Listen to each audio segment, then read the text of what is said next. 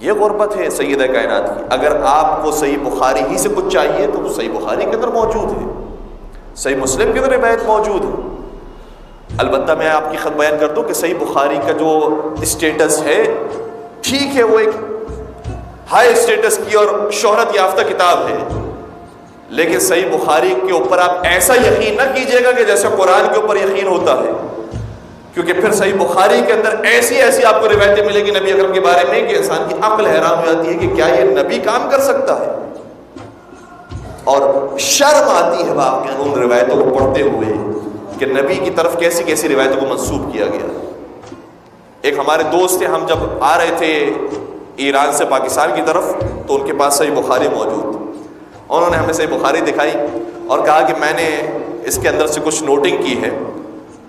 تو اتنی بڑی جلد ان کے پاس صحیح بخاری کی موجود تھی, اس پرنٹ کے اندر تھی کہ اتنی بڑی سائز تھی اس صحیح بخاری کتاب کی, اور لٹرلی ہم نے محسوس کیا کہ تقریباً ہر صفحے یا ہر 2 صفحے کے بعد کوئی نہ کوئی ایسا نقطہ موجود ہے جس سے شیعہ عقیدہ ثابت ہو.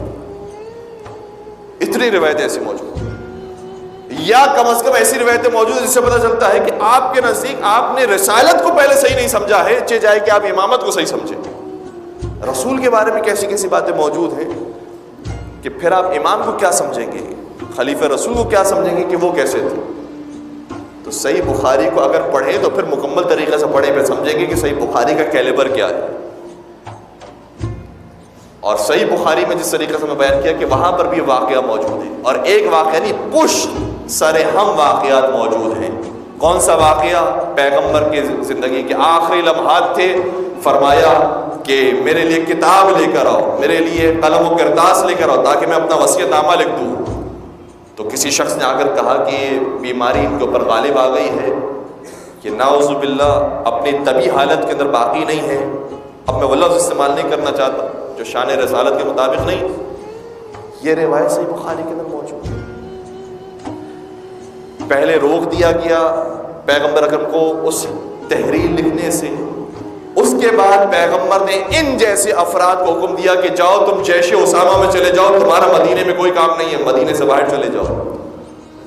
لیکن یہ جاتے نہیں تھے. یہ روایت بھی صحیح بخاری کے اندر موجود ہے. اور پھر یہاں تک کہ پیغمبر کی جب وفات ہو گئی, پیغمبر کا جب وصال ہو گیا, تو پھر انہوں نے بجائے اس کے کہ پیغمبر کی تشییع جنازہ میں شریک ہوتے, پیغمبر کو غسل و کفن دینے میں خدمت انجام دیتے, یہ کسی اور راستے کی طرف چلے گئے. یہاں تک کہ مولا متقیان نے اکیلے تنہا پیغمبر کے جنازے کو دفنایا. اور بعض روایتیں کہتی ہیں کہ فضل ابن عباس بھی ان کے ساتھ شریک تھے, لیکن علی مرتضیٰ نے ساتھ نہیں چھوڑا. اور جب یہ واقعہ بھی ہو گیا تو پھر یہ بات بھی موجود ہے کہ یہ لوگ آئے بیعت لینے کے لیے کہ اب علی کو باہر نکالو, ہمیں علی سے بیعت لینی ہے. مجھے نہیں معلوم کہ کون سے لوگ ہیں. ارے پورا مدینہ آپ کی بیعت کر رہا ہے, علی کی بیعت کی کیا ضرورت ہے؟ جانتے ہیں کہ علی اتھارٹی ہے. اگر علی نے دستخط کر دیے تو سمجھ جاؤ کہ سبھی نے دستخط کر دیا. یہ خود بھی جانتے تھے, اور یہ بالکل وہی معاملہ ہے جو کربلا کے واقعے سے پہلے پیش آیا تھا کہ یزید نے سب سے بیعت لے لی, سب نے بیعت بھی کر لی, لیکن کہا جب تک حسین کی بیعت نہیں آئے گی اس وقت تک میری خلافت کو سندیت حاصل نہیں ہوگی, حسین کی بیعت بہت ضروری ہے. یہی معاملہ مدینہ کے اندر پہلے پیش آیا تھا, علی کی بیعت ضروری ہے.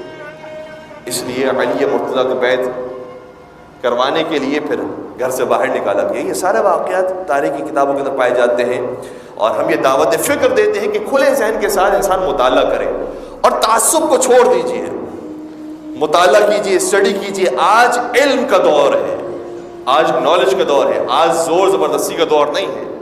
اور جو جتنی زیادتی کرے گا, جو جتنا زور زبردستی کرے گا, اس کا نام اتنا ہی بدنام ہوگا.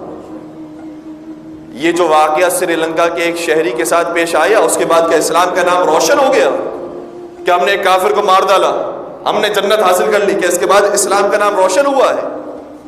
کبھی بھی اسلام اس چیز سے نہیں پھیلا ہے. اسلام پھیلا ہے تو طریقہ رسول اکرم سے پھیلا ہے. اسلام پھیلا ہے تو اہل بیت اطہار علیہ السلام کے طریقے سے پھیلا ہے.